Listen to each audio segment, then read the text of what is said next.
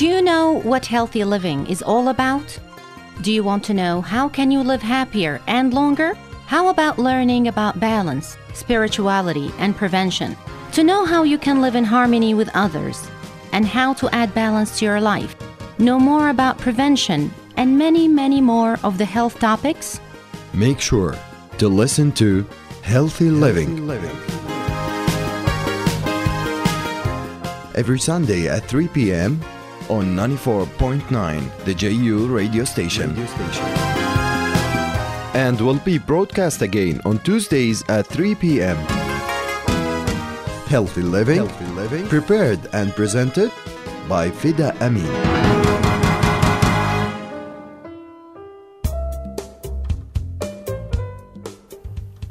Hi everybody, and welcome to Healthy Living, where you can hear about health topics and tips that can improve your choices and make better health decisions, and help you also live a healthier lifestyle.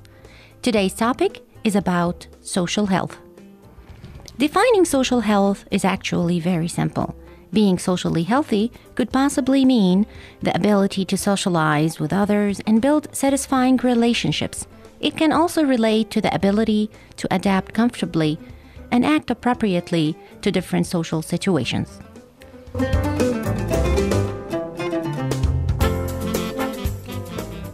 Now, before we talk in details about social health, let's take a closer look at the word social. We all know, as humans, we're social beings.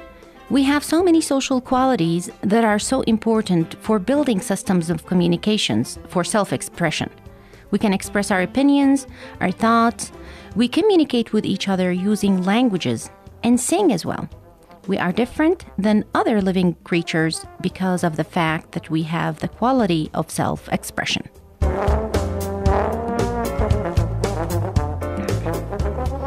And because we have social abilities, we were able to create complex social structures such as families and communities and nations that socially interact. And that's how we end up generating an extremely wide variety of values, social norms, and rituals, which together form the basis of a human society.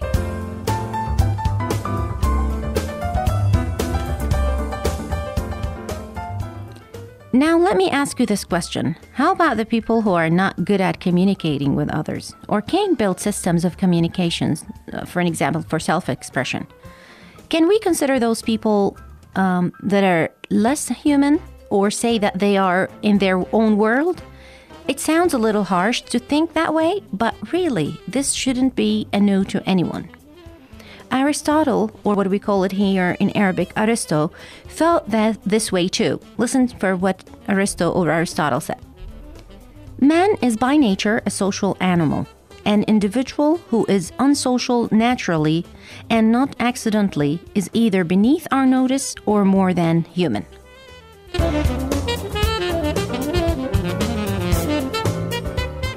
So as humans, we are social beings. We have the qualities, tools, and skills to help us build great social relations and can help us better communicate. We have a normal and a natural desire to build social systems of communications. So we all need friends. We all need love and care.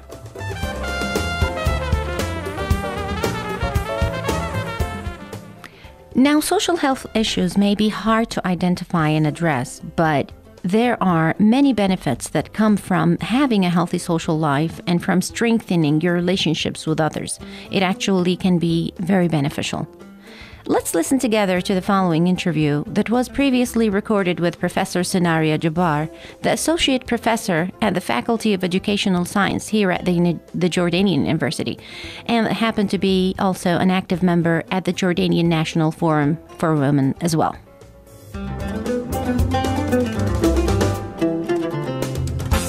Good morning, Professor Sanario. I'm very glad to have you today with me here in the show. Dr. Sanario, we're discussing healthy living and in particular social health and how we can live socially healthy as a part of healthy lifestyle. But before we proceed, I would like to know more about you, like, your educational background, your work here at the university as well. Good morning, Fida. Thank you for having me here. I'm so excited to be here. My name is Sinaria Jabbar. I'm an associate professor at the Faculty of Educational Sciences, of course, at the University of Jordan. I have a master's degree in early childhood education from the University of Missouri in St. Louis, the United States of America. And I have a PhD in adult education and human resource development from the University of Missouri in St. Louis, the United States. I teach early childhood education courses at the Faculty of Educational Sciences. I'm also an active member at the Jordanian National Forum for Women, chaired under Her Royal Highness Princess Basma bint Talal. Well, again, Dr. Sinaria, we're happy to have you here. And let me start with asking you, how do you define social health? Okay. Social health involves your ability to form satisfying interpersonal relationships with others. It also relates to your ability to adapt comfortably to different social situations and act appropriately in a variety of settings. Whether co-workers or acquaintances can all have healthy relationships with one another. Each of these relationships should include strong communication skills, empathy for others, and a sense of accountability. In contrast, traits like being withdrawn, vindictive, or selfish can have a negative impact on your social health.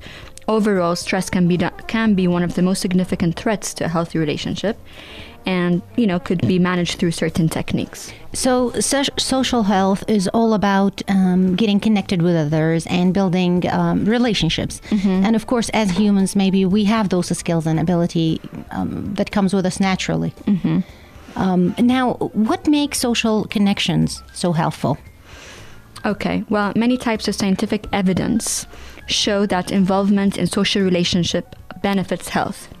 Okay. The most striking evidence comes from studies of mortality across industrialized nations. Okay. These studies consistently show that individuals with the lowest level of involvement in social relationships are more likely to die than those with greater involvement.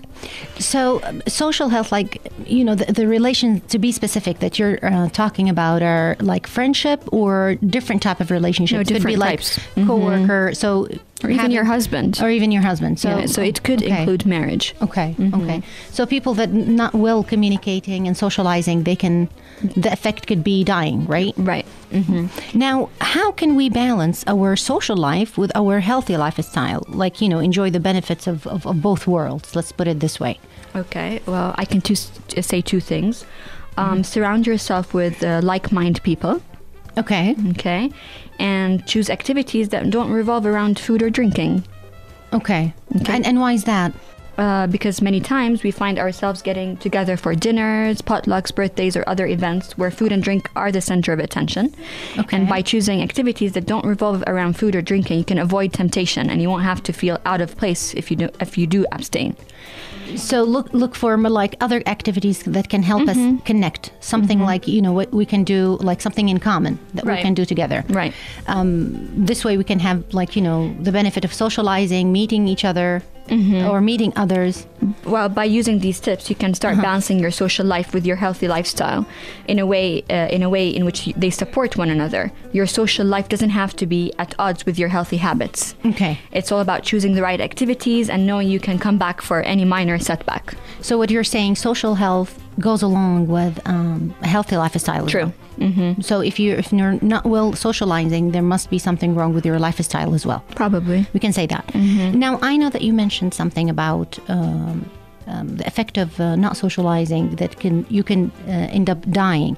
Now, let's be more specific and let me ask you another question. What can go wrong if we failed to achieve the balance? Mm-hmm. Or in another word, what can go wrong? Well, I guess you will be too hard on yourself and you will feel stressed and frustrated, and we don't want that. Okay? And that's because you don't have communication channels, you don't have a friend to talk about issues or problems, share that's good moments and harsh moments. Mm-hmm, that's one of them, or maybe venting. Okay. And let me tell you something. Just because you go out for a night of drinks, let's suppose, or have one too many pieces of cake at a birthday party doesn't mean you can't start your healthy habits back up again the next morning. So that's why I don't really see it as a failure. Okay. Okay. Whatever sometimes you there are do- setbacks, but that shouldn't stop you from continuing or Exactly. trying to keep living a healthy lifestyle. So whatever you do, don't let it a treat or to make you feel like you've totally blown it. Okay. And get back on track. Right. That's what you're saying. Since relationships and building relationships are so essential, how can we build effective relationships or get connected with others? Is there like a secret formula for that?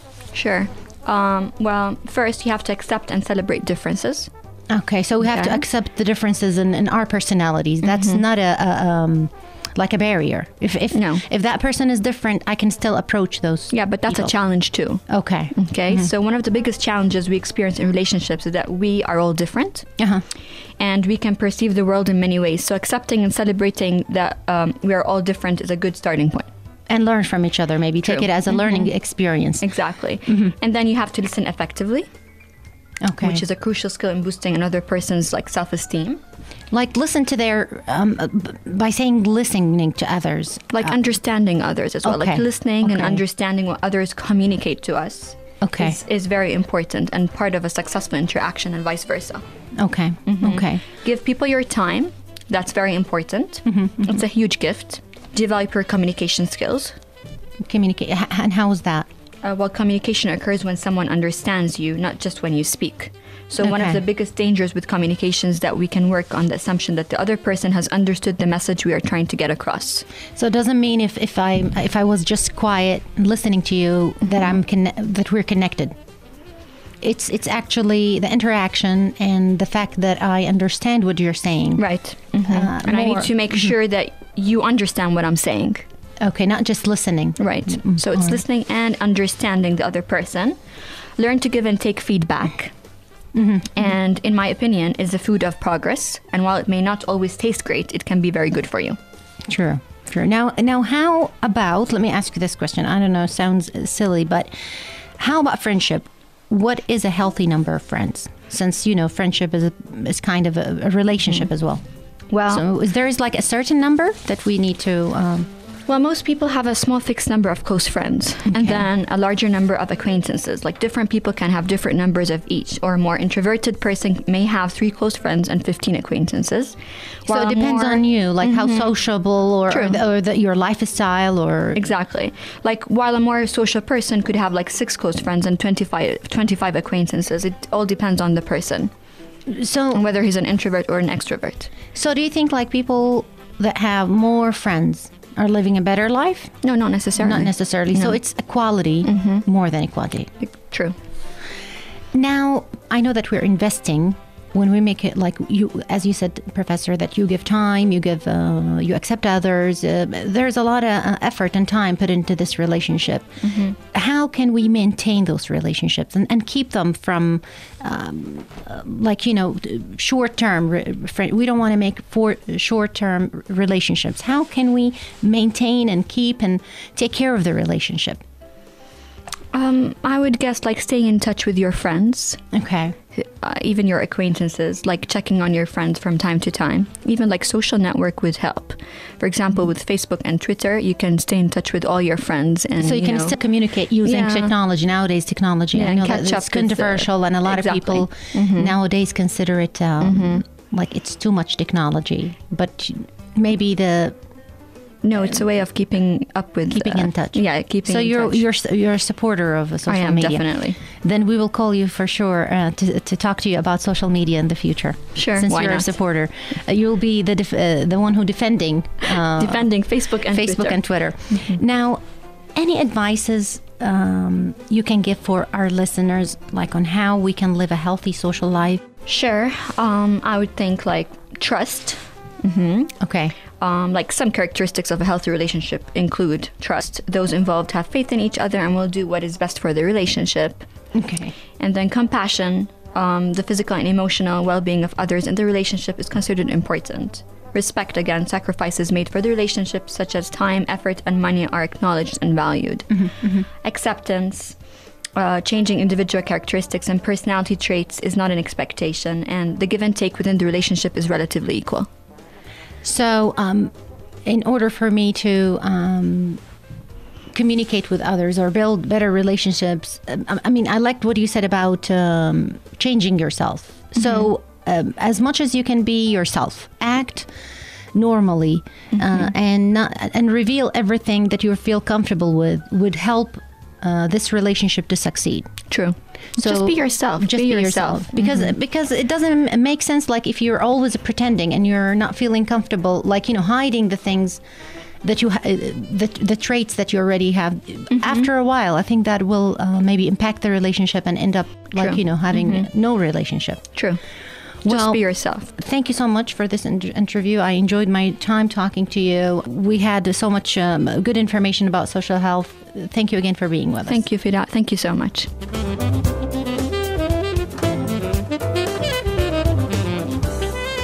Back to you, dear listeners. Listening to Professor Sonaria talking about social health emphasize that the secret to social health, developing and maintaining relationships which possibly and positively will impact our physical health. Now, let's talk about how to work on our relationships and how to effectively maintain it. So in order for us to build effective relationships, we need to give away some of our time, like, spend more time with others in order for you to have a stronger relationship.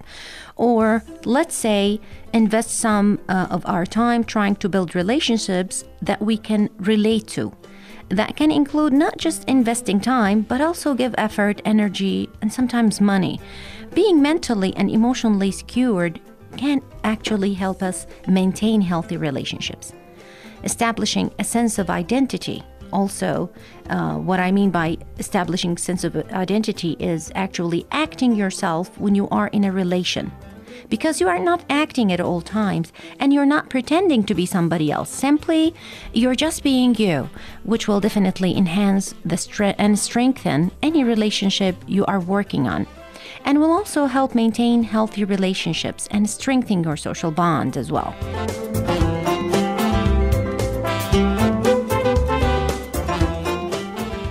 Now, what is a healthy relationship, or what should it include?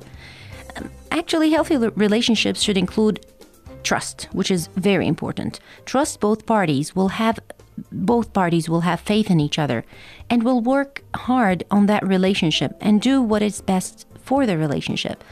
Also, compassion is another important factor that will provide physical and emotional well-being of others. You will care for each other and share happy and sad events and can overcome hard times.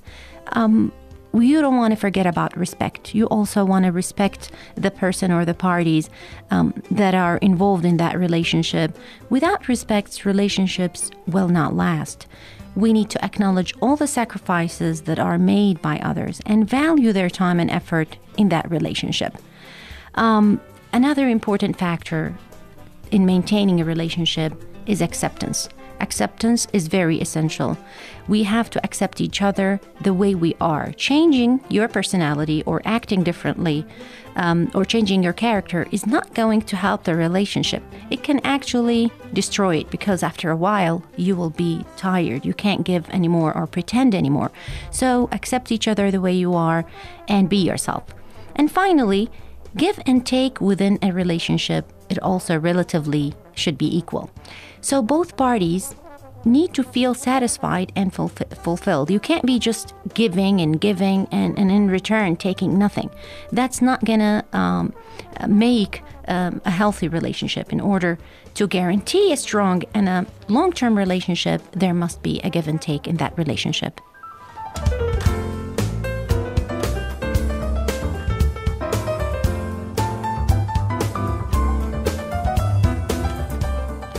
Now, speaking of friendship from a scientific perspective, scientists are investigating the biological and behavioral factors that account for the health benefits of connecting with others.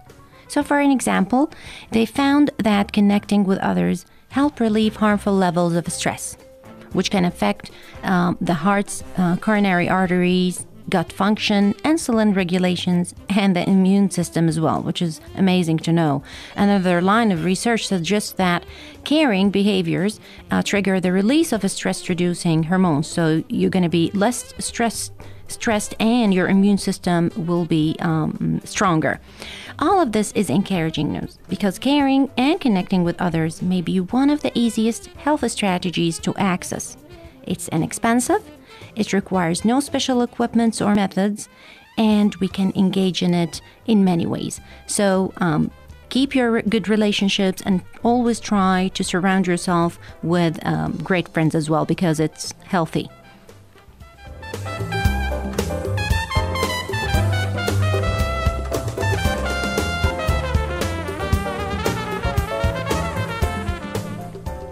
So let's get into action, and as usual, give you a few tips on how to build and maintain effective relationships and enjoy its benefits. The first step I will give today is to surround yourself with like-minded people.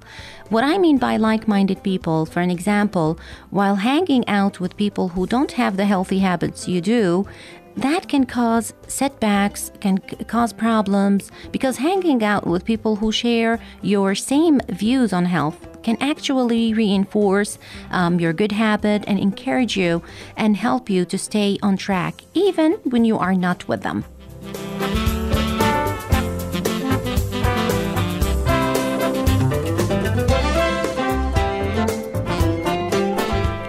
My second tip is to choose activities to do together that are most likely to bring joy to you and the people you care about.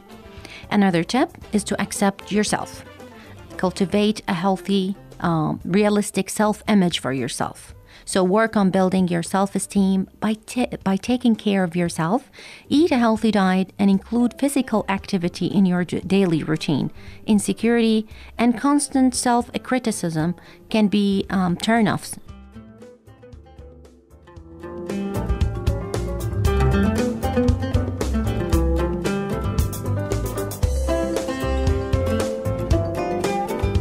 Accept others. Don't judge. Don't be so judgmental. Give your friends space to change, grow, and make mistakes. Encourage your friends to freely express their emotions. Don't belittle or make fun of what the other person thinks or feels. So be considerate and don't be judgmental. Also, be positive. Think of friendship as an emotional bank account. Every act of kindness and every expression of approval are deposited into this account. While criticism and negativity draw down the account, non-stop complaining puts a strain on a friendship. So always be positive and spread that positive energy among your friendships as well.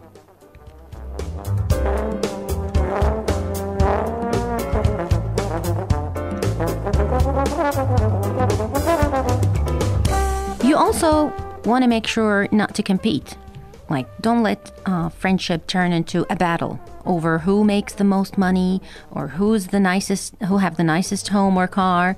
And instead, admire their talents and celebrate their good fortune. So don't compete against each other because that's going to end up finishing or killing that relationship. And always also listen up. Listen to your friends and the relationship parties. Ask what's going on in your friends' lives. Let the other person know you're paying close attention through eye contact, body language, and occasional brief comments like, that sounds fun, God helps you with whatever you're facing, or how can I do to help? And so on. Be empathic, but don't give advices unless your friends ask for it.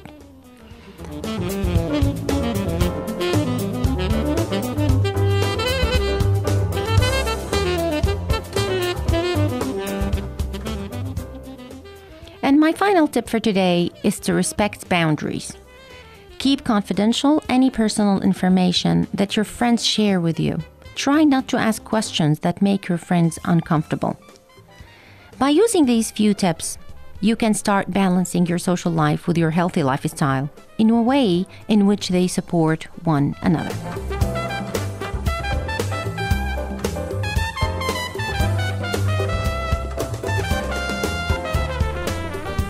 All All right, everybody. I really enjoyed today's episode because personally, I enjoy working and connecting with people. And I consider myself very sociable as well. And remember, you don't need someone to complete you. You only need someone to accept you. And don't worry when I fight with you. Worry when I stop, because it means there is nothing left for us to fight for. Till next time, join us next Sunday at 3 p.m. for a new exciting episode about a topic that can change the way you live. Have a lovely day.